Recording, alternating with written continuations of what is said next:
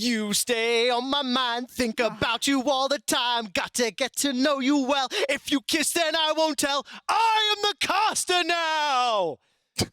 No? Okay, Trevor. No? Honestly, Trevor, those bailed on pictures of me. you, they're staying on my mind. They're staying on my Truly horrifying, truly Hey, horrifying stuff. That says Thanks more so about much. you than it does about me. Hello, ladies and gentlemen.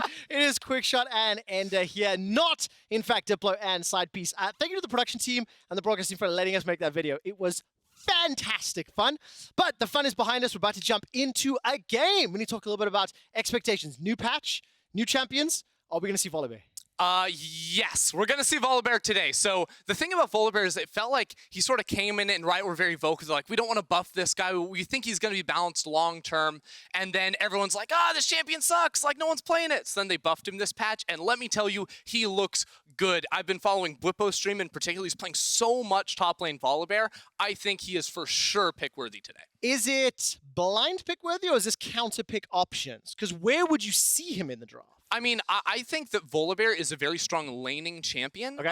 And actually, some of the problems with like the Juggernaut class that he's in, he sort of minimizes. Usually Juggernaut's pretty lackluster when it comes to like engaging on targets and like making that happen. But because of his ult and the movement speed of his Q, he actually can reach his targets. And I've seen a lot of VandeRs going for like movement speed in runes, right? So in the jungle, it could be something like a phase rush, even though I've seen a little bit more top lane VandeR from our pro players. But also, the rune where when you cast summoner spells, you go flying, right? Like that is so good here on that VandeR pick, and I'm excited to see him on the stage today. As am I, and as you can tell by the dramatic music and the countdown on your screens, it is time for picks and bets.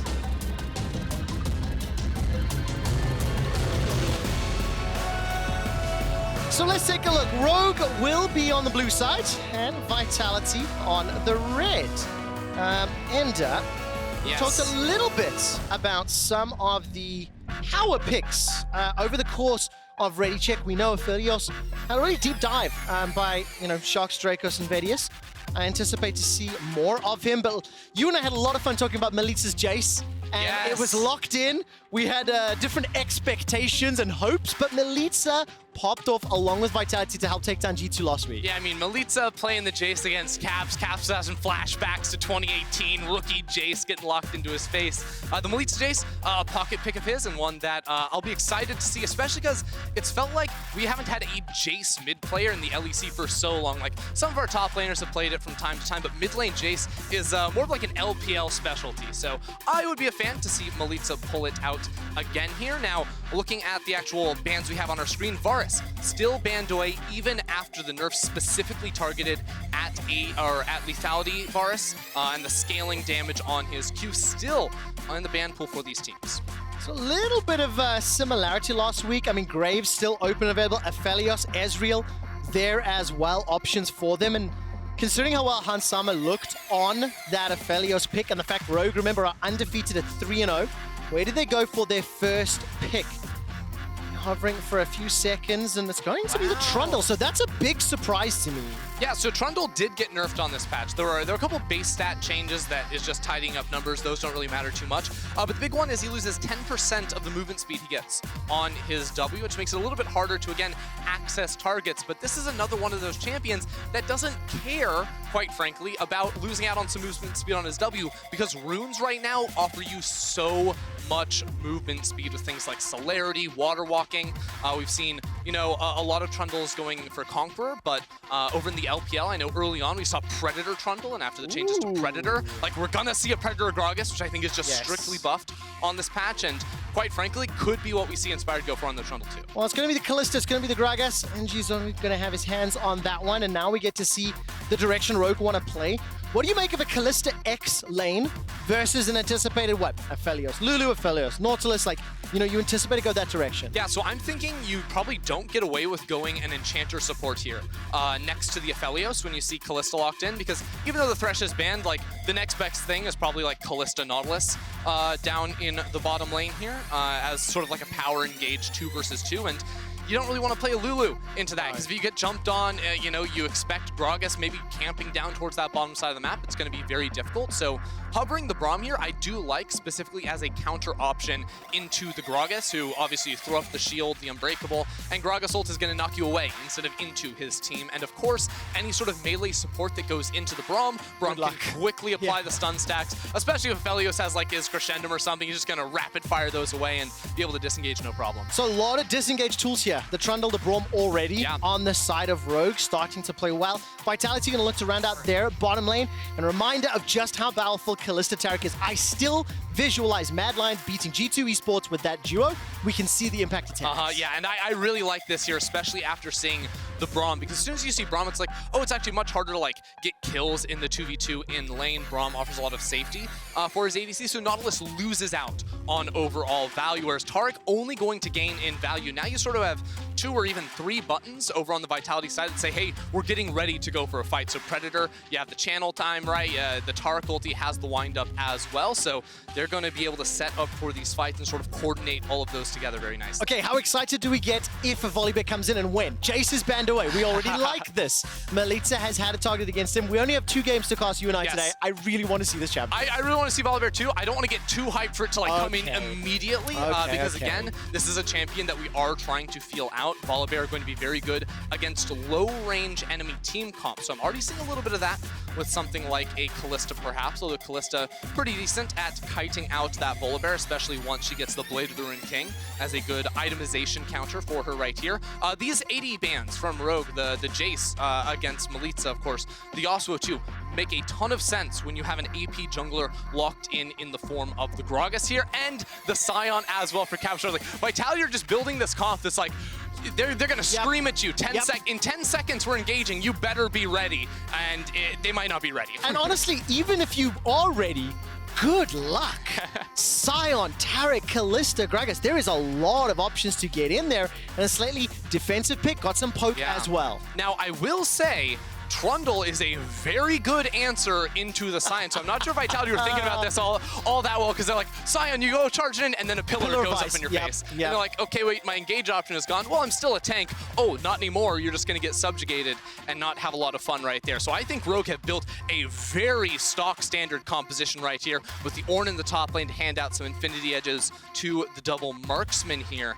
I'm curious if Milica would want to go for a hypercarry option, because something like the Kassadin does work very well into the Rogue lineup. You do not have a lot of immediate hard CC. All the CC tools are either soft, like it's not an immediate stun or a snare, and even the Braum, who has the stun, needs some time to ramp that up. So I think this last walk for Vitality is a fantastic pivot. Oh my word. Okay, so first game of week 2 of the Summer Split.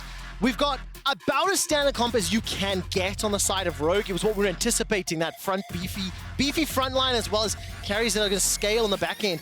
But Kassadin, Kalista for Team Vitality. Do you see any big differences in how these teams are going to execute the compositions? Yeah, so already Vitality are saying we want action around the bottom lane early on, right? You know, Gragas has tools to be able to come in for ganks, but especially post level 6 for Cabochard, he's just going to hit level 6, recall, and then walk bot lane with that ultimate and look for lane ganks, turret dives, you know, the whole 9 yards for them. Whereas Rogue, with the Trundle in the jungle, are getting much more focused on objectives in the early game. It fits right into Inspired's wheelhouse. Yes, he plays some of these early game junglers, but ultimately his focus is on those objectives and on stacking up the Drakes. Well, let's find out what happens as Rogue take on Vitality.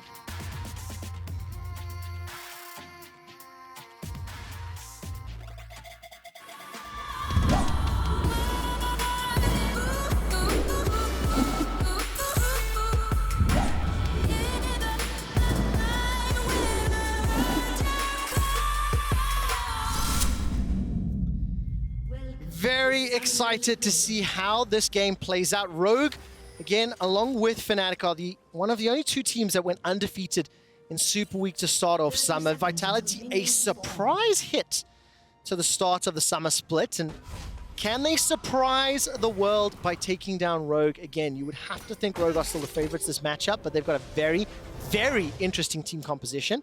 And one in which you can actually very clearly see how they would do it. There are opportunities here.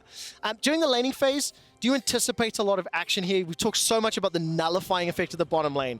Mid lane is really one time, and like similar for the wet noodle fight in top. I feel like we're in for a slow one. Yeah, I mean, I think especially from the side of Rogue, there's not a ton of great options. I think top lane is gankable. You know, Trundle pillar obviously works very nicely with Ornn, so he doesn't have to wait for his own pillar to pop up for any sort of CC up against the Sion. But again, probably don't want to spend too much time around that side of the map. Mid lane, a potential option for Inspired to look to get an early flash against the melee Kassadin here. But Vitality going for the level 1 invade, and Inspired has no idea it's 3v1. No clue at all. That's a flash stun over the wall from Labrov. They get the flash from Inspired, so they commit, take away the summoner spell, and they will be able to secure the Bramble back right now. Net win-loss, what do you make of this? I mean, net win for Vitality. The flash lost on Labrov doesn't really make much sense right there. He wanted the element of surprise, but I feel like could have accomplished very much the same without sacrificing his own summoner down in the bottom lane, especially because looking at this 2 versus 2, you're thinking, hey, you know, like Kalista Taric has some power down there, a lot of sustain options with that Taric, and the Halo Blades power from Comp is supposed to give you a winning bot side. And just give me a second to just celebrate Vitality for a moment, because in their win versus G2 last week, they won in less than 29 minutes. They had a 3.7k gold lead, 7 kills at 15 minutes, and they only conceded 2 deaths. Why am I hammering home these stats? Because immediately out the gates, Vitality have committed a 3-man invade. They're willing to throw their flash against Rogue. They could have sat back and played passive, but they're willing to commit, and they're looking for those opportunities. It's the mindset that I'm really excited about. Yeah, Vitality are all in and early, and that is an exciting thing to see here, especially now because you see the whole goal, while yes, you wanted to get a kill, was to divide the map in half. So now NG is down towards this bottom side, and they're trying to set up a gank here with Labrov. VandeR is one of 2 players that's currently unkilled in the LEC. He's not the target as Hans Summer goes below 100, and he's rendered down. That was so beautifully executed between Comp and Labrov to get first blood. And there will be a reply back as Inspired actually concedes a death in that dive. So if you're comparing dive for dive, Vitality did it better. Yeah, Vitality for sure won. And why does NG die, you say right there? Well, it's because he lost his flash at level 1. He couldn't drop the tower aggro right there and ended up picking that up. So it all goes back to the start where Vitality said, we're going to put 3 people into that bot side jungle to set up for that bot side play. And it even has the larger repercussion of making the top lane a 1-for-1 trade. Yeah, it really does. So Vitality showing their commitment to the plays, not only in the invade, and then obviously immediately following it up with the tower dive. Let's take a look what Inspired's going to do. 0-1-1, under some pressure, conceding an early death, and that means Rogue are in a deficit. But we are going to be in for a slightly longer game, I feel, unless these crazy plays keep happening, of course. But there's so much like scalability, scaling's the word I'm looking for, on both sides of the rift. So if either team is able to just slow the tempo down, slow the game pace, they buy themselves the ability to get to those 2nd and 3rd items. Sure, but right now, I feel like Inspired was really hoping to make something happen towards the top side. You could see Finn actually set up this, you know, freeze coming in towards his side of the lane. Cabochard didn't have a flash, so Inspired was up there, ended up calling it off after a ward went down from Cabo, and you can see Cabo even called NG on over towards the play to make sure that they could fully push out that lane. The trade-off, of course, is that bot side for Vitality doesn't necessarily have that same protection, so NG gonna want to make this play quick so that he can then go back and revisit bot lane. Well, let's see what happens here as Cabochard is busy getting some support, has already started to back away though. And Cabo, just as a little bit of information, this is the 4th time that he's played Sion this year. Ender, quick stat question. How many other players have played Sion? Have played in the LEC? That's correct, this year, 2020. I'll give you the answer. It's less than 1. I was gonna say 0. Why did you actually tell me that? Because you lagged. Nevertheless, what? The only person that's played Sion this year, Cabo, 2 games in spring. This is now rigged. 2 games in a row. It was rigged. I basically just wanted to feed the stat out there, and huge props as well. Now we've got the player cams, or the team cams rather. As you can see, Vitality, small lead, small advantage, but it doesn't really mean anything in the grand scheme of things. We're going to take a longer time before we start seeing any real meaningful advantages built up. Yeah, and so what I'm still looking for is Cabochard level 6 into bot lane. Now, the thing that Finn has done quite well is that he actually held on to his teleport, so Cabo had to use his after getting dove very early on in towards the game. But once Cabo hit 6, and now that he is 6, bot lane, where Hansama doesn't have a flash or heal, is looking very, very juicy, especially if Comp can keep that lane towards his side of the map. That could be bad news for Rue. I'm such a fan of the unstoppable onslaught engages from bot lane. Pick up a kill, but then ideally you want to TP back up to top, make sure you don't lose anything more. So we will have to wait a few minutes for that. You can see on the bottom lane, Inspired clearing out his Krugs. Yeah, well, it's so big because Vitality also see Inspired clearing out those Krugs. NG just went on a mission to get the vision. Of course, they see Trundle take a reset, so that means it's time to go ahead and start up the Drake, and that's going to be a very easy play for them. But it also means that even if they lack the or they know Finn has teleport towards the top side of the map, if they can make sure Inspired isn't in that bot side jungle, well, it's going to be very easy for Vitality to still set up that play that I've been talking about for the last 6 minutes. Yeah, I mean, it's one of the things, it's like expectation building, right? You have to anticipate that setting up those visions, setting up those wards for Vitality is part of the information. As long as you know Inspire's not there or somebody can react. Milica's going to go forward with that Rift Walk. Look at the bottom lane. Look at the base. Cabochard. It's happening. He could go into Transformer mode, but Ender, you pointed out earlier, ideally, you would want the lane to be on Vitality's side. However, Inji's here. Yeah. They're so setting this up. What they did was they tried to bounce the wave, but you can see Hansam and VandeR playing it very nicely and holding it right there in front of the tower. Now, I don't think that's necessarily the end of the world because Cabochard is going to be here, but notice, Inspired down towards that bot side jungle. Finn has the teleport as well, so they're going to wait until Inspired walks topside, then they make the super quick. Is VandeR at risk of conceding the first dent? He's already going to get engaged. That's a face plant from Cabochard and not what you want to happen. Call of the Forge God comes out. That's a knock-up into the air for Labrov. NG's going to be the first target. He gets connected as Finn is able to bounce him up into the air. Finn gets the first kill of the fight. Now Hansama's trying to find some more damage. There's a reply back as Finn goes down. It's a 1-for-1. Ender, I can hear the disappointment in your crossed arms. I mean, Cabochard needs to lose his driver's license after that. Like, I don't know what that was. The walls don't move, man. You're right there. Like, I mean, sure, maybe Infernal Rift stuff starts breaking, but no, Cabochard, big mistake on that play. I do feel like ends up being a 1-for-1 trade when all is said and done. He's going to be down here and pick up a turret plate for his trouble. So at the end of the day, Vitality is still going to be fairly happy with how things turned out. But I think Inspired, by taking the Shift Tail towards the top side, is going to make this trade overall net positive for Rogue. Even on gold, 3 kills to 2. If you look down the CS numbers, with the exception of the mid lane, where Larssen is kind of sort of balanced out that kill difference in some farm. No real noticeable differences. The Cloud Drake was picked up by Vitality. We have a 50% chance of an Infernal Rift, which I'm actually hoping happens. I want to see some more blast guns. Oh, this is not going to feel good, I feel. Unfortunate. He wasn't watching. Oh no, it's the sign! It's the LEC sign! That wasn't there last split. What's going on? Is it new terrain? Does it count as new terrain? No, of course it doesn't. I just want to clarify that because you sounded very, very serious and I almost believed you. Yeah, I'll also tell you, I'm like 99.9% sure that on pro player screens, they do not see the correct. 9 billion LEC crown banners. That is 100% correct. The players do not see the rift. Is for observers and for us watching in esports land. But it would be a great excuse for him, is all I'm trying to say. And that's all I wanted to clarify.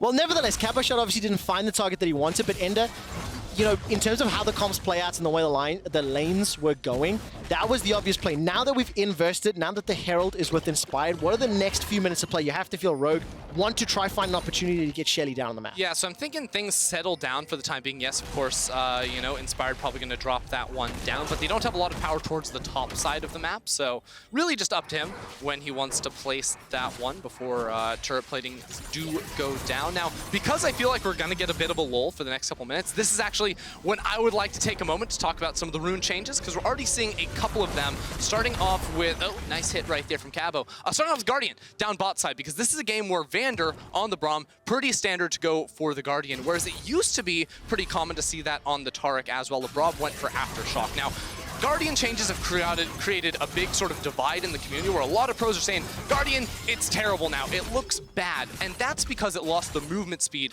when it activates, which a lot of pro players really did love. It gives you the ability to, of course, get out of a tough situation or chase down for kills. But if you look at stats, win rates and whatnot from solo queue, it's only gotten better. And that's because the shield was increased and also the tether range was increased, which basically means before you had to be within like 175 units, which is like the auto attack range of Darius, and now it's double that. So melee supports that don't necessarily have to stand on top of their ADC can still benefit from that change. And one other little factoid is that if you're actually looking at solo queue win rates, Guardian much more powerful than Aftershock on a lot of different characters. Now, I say that with the disclaimer that in pro play, Aftershock's still very good, but I'm happy to see that not everyone has jumped off the Guardian train just yet. Well, that's really good to know, and it definitely feels like you're quite excited about this one, much to the opposite impact of pro players. Honestly, nothing tilts me more than people talking about changes without like fully understanding them or like seeing like the bigger picture, right? The bigger picture, right? And I think that increasing the shield, especially by 50 later on in the game, is a big deal. Okay, let's talk quickly items as we're getting set up for a dragon. Mana Immune and Hex Drinker picked up by Larssen, 117 CS at the 11-minute mark. In comparison, Milica's just sitting on a pretty gem. Not a whole lot to fight with. However, Vitality are now making their way up, and that's the engage. It's come down from VandeR, beautifully set up and closed out by Rogue. Now they continue to press forward, and they've got themselves priority in the pit. They played with vision fantastically. I mean, honestly, I would love to just see that again because, like, there's a ward so close to where Rogue were standing, and they weren't, like, hiding in a bush. They were, like, right around the wall right there. That was really, really clever, and NG, whose flash is just now getting up, even if he has flash, I don't know if he would have the reaction time to be able to see that Braum ult coming for him, because look at this. I mean, they have the control ward, of course, to know that there isn't any vision there, and this entire river is going to be clear for them. They're stalking NG this entire time. They're like, no, no, no, come around the corner. It's just so good because you have 3 people around the corner, and then Finn's in that bush too, so they're ready to pounce. That is literally the definition of it's time to go rogue. Yeah. As a group, they backed away, they baited him in, and just used the vision beautifully. It's a rare opportunity that you get that much time to watch a play, watch a team coordinator back away. It's also, like, that was just so easily digestible too, because like we talk about like setting a trap for the enemy. It's like, it's fairly obvious, like you want to trap, but like it's all about controlling vision and being where you're not expected to be, and being around that wall completely unexpected for Vitality, and a wonderful move by Rogue and VandeR. And did you want to know how easy it was to understand, how digestible it was? I understood it. So yes, it was very well done. And obviously, again, actually huge kudos to the Observer team as well, because they highlighted the vision differences to toggling between it. Now, I will give Inspired a little bit of a naughty check mark. That Rift Herald, obviously it wasn't the opportune moment, so it ended up getting dumped down in the inhibitor. It still manages to get a full charge off and help get some plates. I wish he dropped it at the inhibitor. Well, his inhibitor is what I should have said. But this has ended up giving Rogue a 1,500 gold lead. They got the second dragon of the game. They've got a couple plates under the belt. They've balanced out the kills right now, and they're scaling up into this mid game. And that's one of the great things. Like, yes, they got some gold right there, but a big one was actually the trap to set up for the Drake, because of course if you give up one of the first, or if you give up both the first 2 Drakes, all of a sudden the timer of the game is just like, it moves down by like 5 minutes, you know? Whereas now Rogue can feel free, like, hey, we can give up a mountain or 2 before we go for the fight, and now they're gonna look for the pick. They really are. VandeR and Hans Summer managed to get an easy early route. Out of there, but that's TP's coming in now. Comes out. 2 How TPs. Many? Double TP. That's Finn. That's arrived. There's Larssen as well. Call of the Forge God comes down. The Moonlight Vigil, with the help of a Rocket Barrage, managed to take one out. But here comes the turn. The burn. VandeR stays alive. He's still unkilled. Keep your eyes on him. And Vitality, they turn it with a double TP of their own. Yeah, Rogue really tried to go deep right there, but Inspired doesn't have a TP. He can't enter into that fight. Didn't necessarily respect the fact that Vitality had the options to counter attack as well. And because they had so much stalling survivability between the Kalista ult that meant Labrov didn't get instantly bursted, and the Cosmic Radiance too, it was a nice combo to trade up in that fight. Dude, also instantaneous reaction there from Vitality. Yeah. The double TPs came down from Rogue, and I think the moment that Vitality saw that, that is a moment that would be interesting to listen back to on the likes of Mic Check, where, you know, you see the reaction, and Vitality is still 600 gold apart from Rogue as we hit 15 minutes. The first tower of the game will fall, as Rogue will pick themselves up their second Rift Herald. And now we're starting to get a closer look at how this play started. Yeah, watch this one more time, because of course Hansama has the CC gun right here, which is a nice combo to get a lot of damage down onto Labrov. Then Comp pulls it out. That's when the double TPs come in. So they don't necessarily know that NG is going to be right here, and then Vitality say we have to instantly respond, but they're under the tower, and watch NG, how he comes in from behind here to find Hansama, locks him up against the wall, combos him down right there. Hansama also taking turret damage, and just blows him up instantly. That was such a nice play. Like, yes, the two TPs were a big deal right there to get the kill onto Finn and to keep the backline alive, but it was NG that just found Hansama, who had no clue what was happening to him. 1, 2, and 1 on that Gragas. He's having a particularly impressive game right now. Good news, though. What is that? VandeR still hasn't died. Dude, okay, so I know I'm very excited about this, and I hope fans are at home as well. I'll quickly show the stats one more time. In a moment, actually, because there's a graphic on the screen. But the Rift Herald is now being summoned down the bottom lane. This should be able to get a boop off and just about take it out. It's now Hansama and the rest of the team look for a potential engage here. Winter's Bite will tag Labrov if it doesn't happen. But yeah, VandeR, 1-0-2 currently. He's got a 43 KDA, if we add his existing stats. 83% kill participation. I think it'll go up even higher, as he's been involved in 3 out of his team's 4 kills. And him along with Reckless, Rogue along with Fnatic, both teams 3-0, both teams with an unkilled player.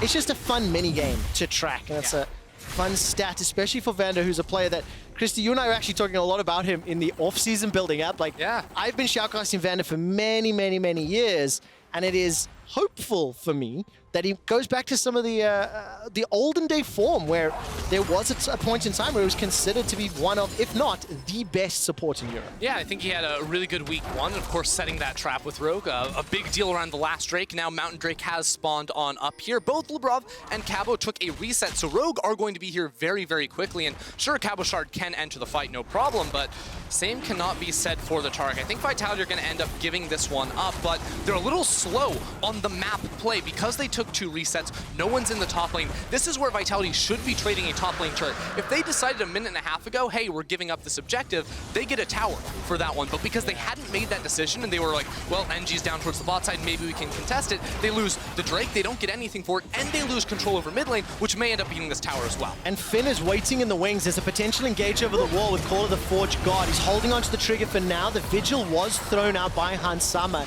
It is enough to force NG away. Now the turret goes down 2, and Rogue 3 towers to 0, around 1,800 gold up. And I love the fact that Finn, he just held his ground. The objective, plain and simple, was the tower. They get it and they get out. Yeah, and actually this is something Frost was talking a lot about backstage sort of before the game began, and saying, like, Rogue are a team that understand the fundamentals and respect priority in lanes so well. And you can see that in their gameplay right there, where they have all 3 lanes sort of pushed out. It nets them the easy Drake, then they can walk mid lane, they know Milica's bot side, so they have the numbers advantage. It's very textbook League of Legends, but what it's meant is they have 3 towers to Vitality's 0 for the time being, which gives them so much control over the map and ability to sort of dictate the pace of this game. And on top of that, it means their side lane's not going to be super vulnerable because they have towers to fall back on. So even once Kassadin reaches that super scary level 16, they should be decently safe underneath their tower. The problem I have right now, from a Vitality perspective, is look at Larssen. 215 CS at 18 minutes. He's got himself the Trinity Force, got a fully upgraded Mirror Mana, still sitting on that Hex Drinker. That is a beefy Corki before 20 minutes. Yeah.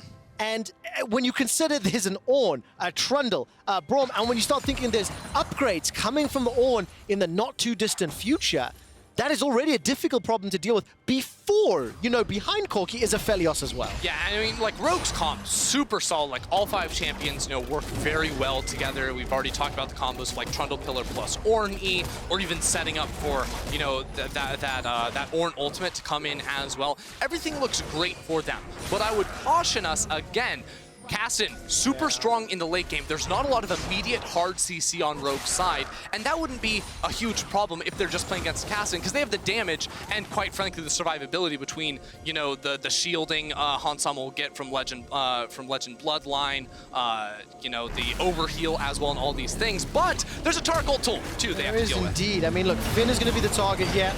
is going to get run down. Call of Forge Guard is interrupted. I mean, 3-on-1 between two towers. No support there. Easy kill for Vitality, but at what cost? But again, here's the thing, right? Rogue have control way far forward in both their other lanes. So yes, Vitality get the kill. They've been scrambling to make a play happen, and they're going to get a top lane tower, but they are going to lose for sure the inner tower in bot lane, and a lot of damage on that inner mid lane tower as well. So Finn is completely happy giving up his life in the top lane. He's like, 3 people come to me? Sure, we get your towers, we get your jungle camps, we deny you minions, and my team gets further ahead, because Finn at this point really doesn't care. Like, yes, he's trying to level up so he can hand out some items, but it is no problem to trade his life at the time of 3. No, definitely not the case, especially when you consider where he provides his value. He's still got 2 tanky items, still sitting on those free-ass boots. It's still how I love to call magical footwear. It's one of my favorite names in the game. But I mean, itemization-wise, we're just scaling. 1,000 gold difference at 20 minutes. Titanic Hydra and Sunfire for Cabo. Blade of the Ruin King for Comp. Archangels being worked towards for Seraphs for Milica. Still scaling up. And by the way, I double-checked my notes. I can't see a single Kassadin game in Milica's history, including all of his previous experience as well. So this could be his very first Kassadin ever. Keeping in mind, we don't keep track of every single league, but at least data until 2018, which means I want to see how he plays his Kassadin. So if Vitality win, we know Kassadin's broken. That's what I was trying to get to, right? But we knew Kassadin was broken. Now we get to see in Milica's hands how it will play out. Hurricane was just picked up by Comp, by the way. So we know the side lane or the level 16 Kassadin option. We can see him jumping on. If he can jump on and blow up a Corki or an Aphelios, that's an easy way to help play it out. Then those extended team fights with Kalista can do a lot of work. But how else do we see these teams? 30 seconds till the next dragon. And then obviously you can start anticipating Baron maybe a little earlier because there's so much frontline here. Yeah, I mean, I'm not convinced the Vitality are going to be trying to contest this. Now, I say that 3 of their members are resetting right now, so that is usually the cue to say, hey, we would like to fight over this, and they finished off items. The Zhonya's Hourglass, of course, just came through for NG. But again, they reset right before the Drake, so they don't have control in that middle lane at this moment, which means that Vision in River is all going to belong to Rogue, and that makes it really hard for Vitality to enter into this bot side river. They're again late to the play, and I don't think that they can contest it. Oh, so maybe they're going Baron instead. Look at the vision. It's too much, I feel like. It's too much. Huge vision advantage for Rogue in the bottom half of the map. Vitality have just started pushing vision top. But if you look at the minimap, I think Vitality have got slightly better looking waves as well. Yeah, I mean, Rogue have already gotten this Drake. Yeah, so Finn walks in and takes a lot of damage. That's not great news, but Hansama has the Calibrum. That's a lot of range. All right, Call of the Forge God comes out, and a split between Labrov and NG. So the Dragon is secured. The threat that Vitality attempted to apply simply wasn't enough. I mean, it's just Rogue rather seem like they just understand how to play the map better at this point in the game. You know, they're constantly controlling that middle lane. Vitality very late on their resets before the Drake spawns, so they never fully have control, and it's going to continue being this way until they can maybe find a scrappy fight where Kassadin can pop off, but Kassadin not necessarily at the point where you have the Lich Bane, which is when you start doing some serious mega damage on the champion. Of course, level 16 means you're super mobile within fights, and he's just 1 level away from that, which is a big deal. He's been constantly trying to go into side lane, so even though he's down in CS to Larssen, he's trying his best to keep up in EXP. Yeah, Larssen, by the way, 500 gold bounty. Just picked up that Zeal as well. 277 ahead of the clock, 23.5 minutes on there, so picking up a lot of that side lane. It is at the expense of Finn, though, you have to feel. And similarly, Milica 249, and Cabochard's 185. But like 2 items apiece pretty much across the board. Roa was just fully stacked from Milica's Kassadin. He's still working towards that Seraphs. And this is literally exactly how I anticipated the game to play out from draft. And thank you, production. You can see the level progression on your screen. I was honestly just about to say, it would be great if we could see the stacked levels of experience between all of our players. That is awesome here, because there's so many champions where it's important. Where Finn is 99% of the way to level 13, so now he's got his own upgrades on that Ornn. That's a big spike when you consider that Mountain Drake is going to be spawning in 3.5 minutes, and that Rogue are all around that top side river with vision inside onto Vitality's red buff. So they're gonna push this wave in mid, they're gonna walk into river, they have top lane push as well, so they can try to steal that red buff and then transition that power into damage on the top lane tower, or just blitz down towards this Baron. Well, that's what they seem to be. I was about to ask, how did Vitality start a fight? And I won't get a chance to because Baron has been initiated. Hansama It's going to be hammering That's away. One TP. Teleport coming in from Cabo. That's coming in from the mid lane. And going to be able to throw down the ulti. Milica staying bottom. He's picked up a tower instead. Baron is going down relatively slowly for now. Cabochard and the rest of Vitality continue the pressure. Milica has not TP'd until this very second.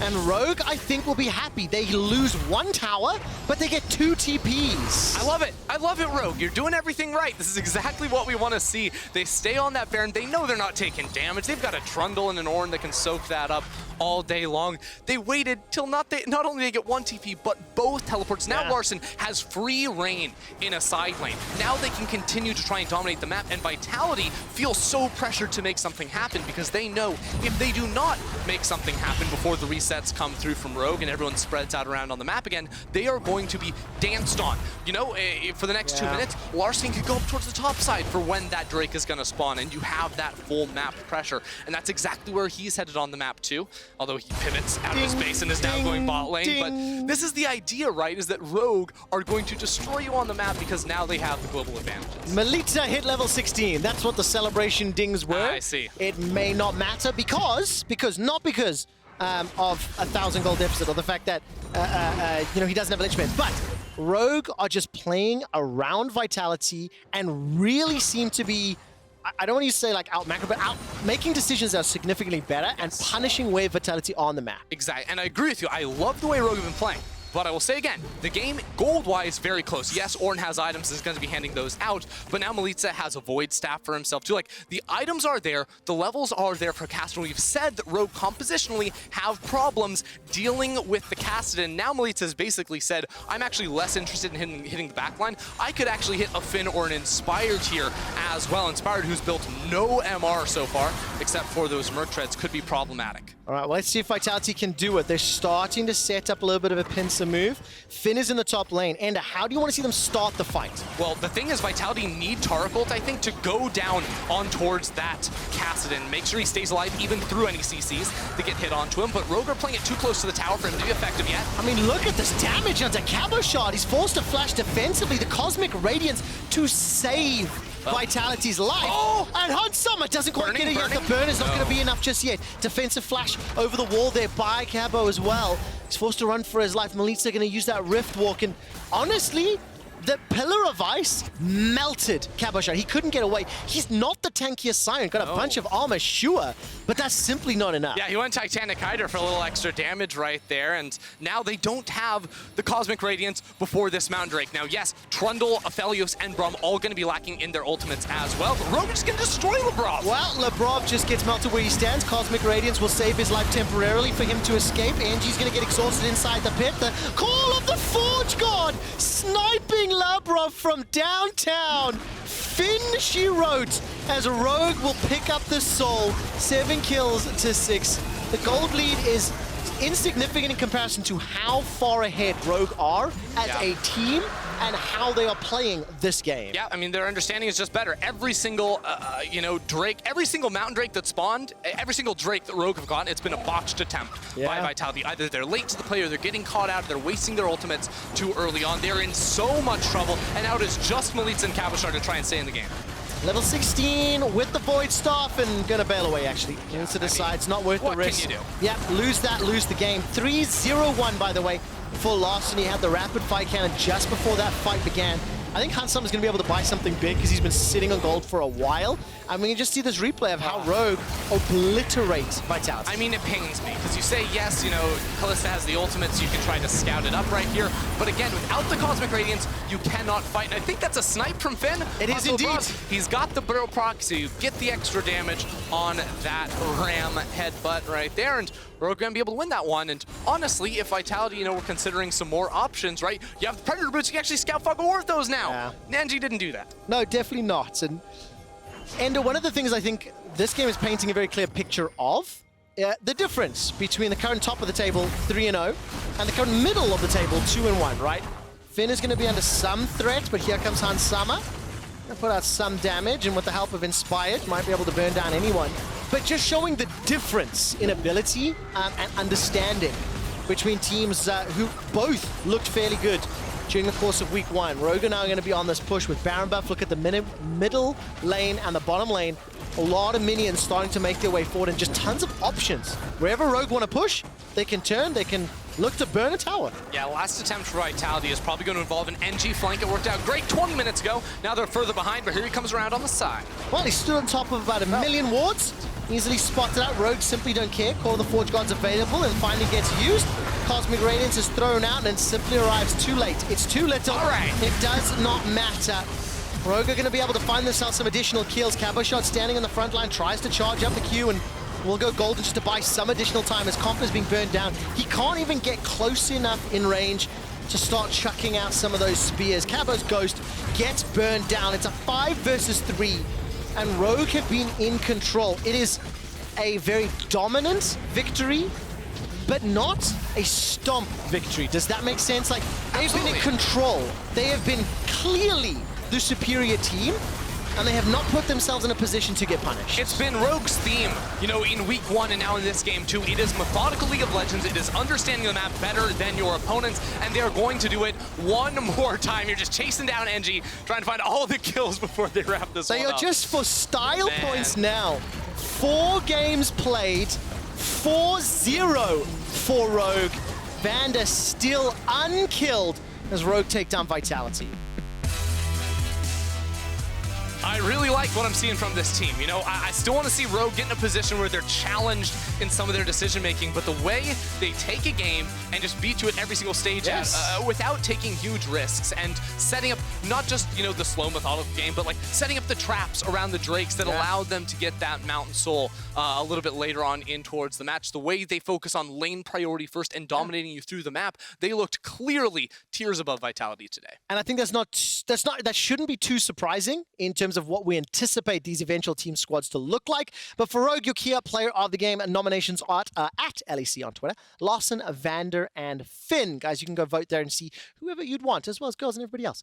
In a few minutes, we'll get more context on Rogue's win as Laure. We'll be joined by Larssen. You stay.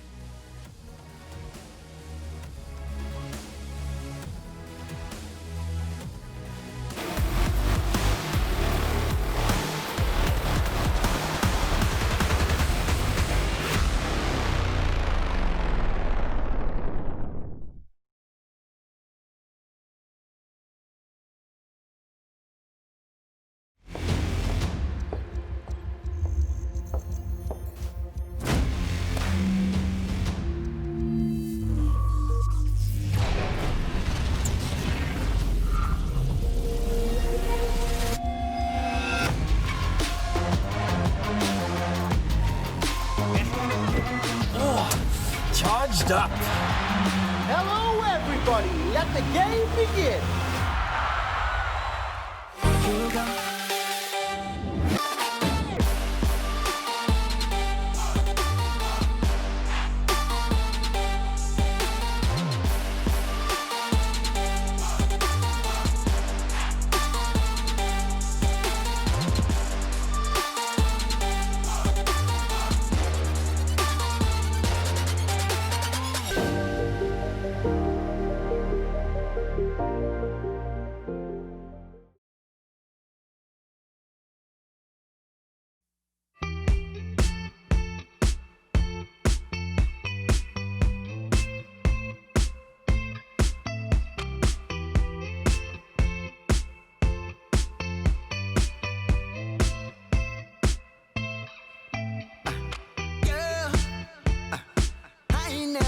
Nothing like this before. No. Girl, every second I'm with you, I wish for more. Yeah. And I don't even know you. Hope you let me. Got so much to show you. If you let me. Girl, you flowing through me. So electric. Yeah. I'm wishing that right now won't ever stop.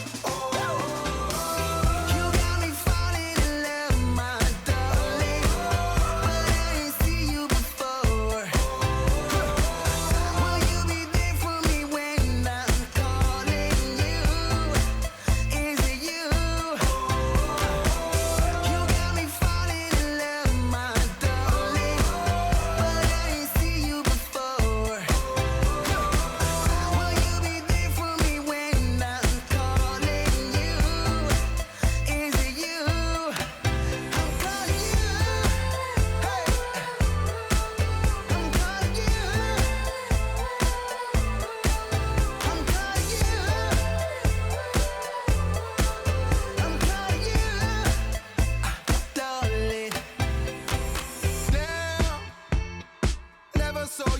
woman, now you all I see.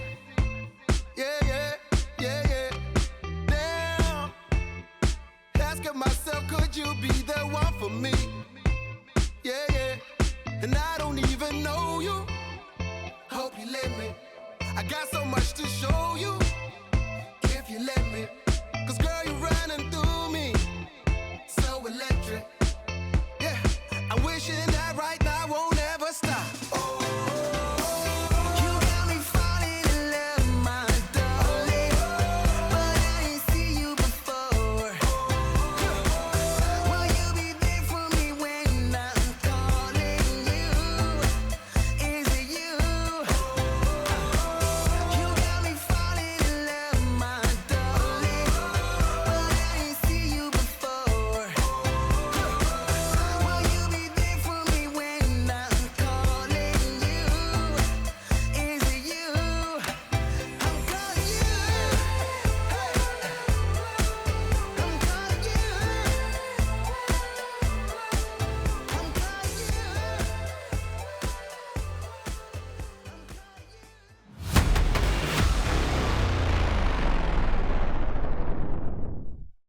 Welcome back to the LEC. Apologies, we've had some technical delays on the interview with Larssen, but it will still be coming your way. And now in the meantime, Rogue's winning streak has continued as they take down Vitality in our first game, and quite an impressive win, Vedius. Yeah, it was. I agree. I think that when we look at how Rogue played, it was slow, calculated, and clean. And I think what's important to recognize is that before we jump into the replays, is that in the early game, things did not look as clean for Rogue. I think the Vitality showcased some pretty innovative early game pathing, which ultimately led to pretty significant advantages for them. Some of the problems that they found was that Rogue were doing a pretty good job of keeping the lanes relatively even. Inspired was farming well. Larssen in the mid lane was also really flexing his Corki muscles, and I think he was doing a good job there.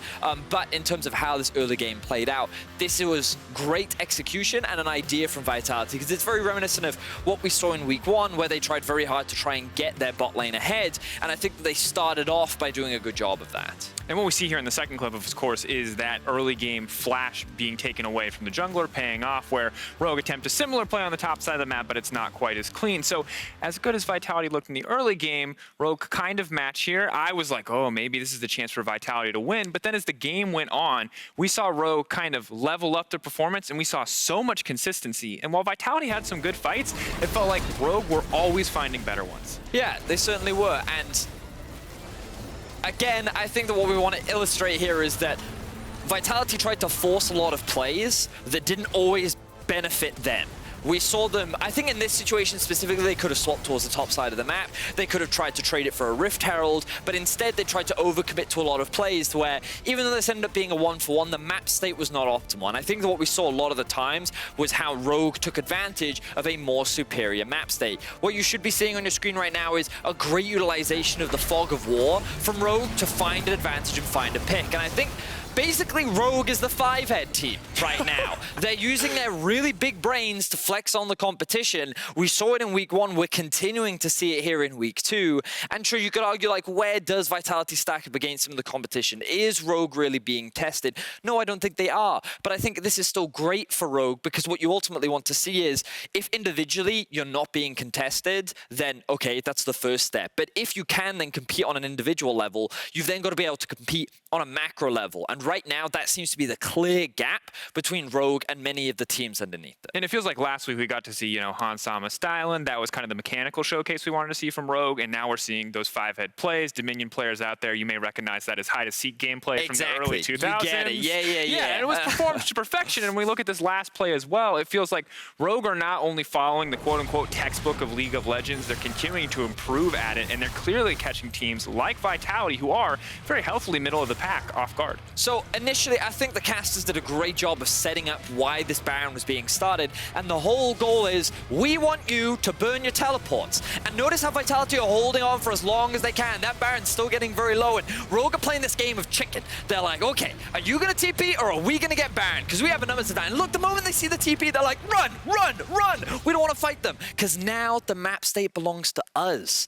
And that is exactly beautiful League of Legends because they recognize, hey, they want to keep this Kassadin a side lane, they want him to split push, but now we have 2 teleports, you have none, we get to play the whole map the way we want to, and ultimately, they didn't need this to end the game because we saw a couple of misplays, and I ultimately think Rogue played team fights better than Vitality did in the end of the game, but it was all just very smart League of Legends from Rogue, and that's great to see, and I'm really excited to see them now go up against the likes of the Fnatic, an informed G2, an informed Origin, because I think last split, all we ever did was say that Rogue is like a weaker version of Origin, but now I feel like we're starting to see them catch up to Origin of last split, and that makes me excited to what they can do in the future. I completely agree. It makes me, I'm just ready to see this team finally contest the top of the table after we built them up. I think it was last summer where they looked so good, and they kind of stagnated for almost an entire year before we now see them get to this point. For Vitality, they've proven they can take fights.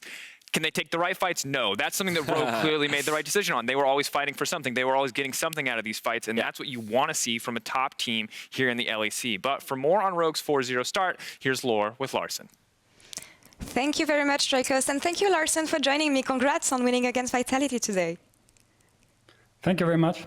I don't know if you heard what they were talking about, but looking at the game, it seemed like you were able to capitalize on Vitality's mistakes and also getting map movements over that. So talk me through the game plan you had to get over Vitality, especially given the composition they had.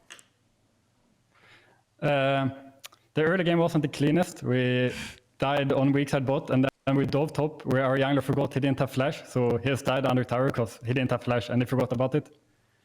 But otherwise, we just played for first Herald, because we knew Vitality loved to play for first Herald. They got 6 out of 6 Heralds before our game today, so we knew they would try to play for it, and we got it, so it was very nice. And then, I don't really remember what happened, but I think there was, we played for Mountain Soul, and then we just killed him at Mountain Soul and got Nash, and then it was just GG. Yeah, I was about to say that there was a lot of vision control, and especially around the dragon objectives. Is it something you've been working on this week, or in general? Not specifically. We don't really work on one specific thing. We just work to improve as much as possible on all areas. I think we're just playing well right now with vision, and we think we like to camp for enemy team and make them face check us, which I think we do pretty well right now. So yeah. Yeah, I can agree on that. And one of the things that makes Rogue interesting is the fact that there's no key player per se, but all of you guys can shine at any given time. So watching this game, who do you think was the best performing player here? I think we all play well. I hope I get MVP, because it's always nice to get MVP, and Finn took all my MVPs last split, so maybe I got it, I hope so. Well, you got the key player of the game here, in fact, so yeah, are you happy about it? I guess you are, given that you wanted it. Yeah, I hope I will get more MVPs than Finn this split, so to get some revenge on him, because since he took all my last split. Yeah, it's a good start for the split, and I want to know, I was talking to Finn last week about the strength of schedule, especially coming into week 1.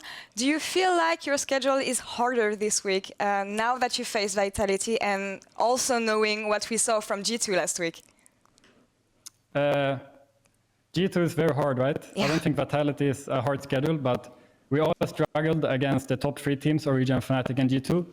And we started off 4-0, but we haven't played against the top 3 teams, so to say.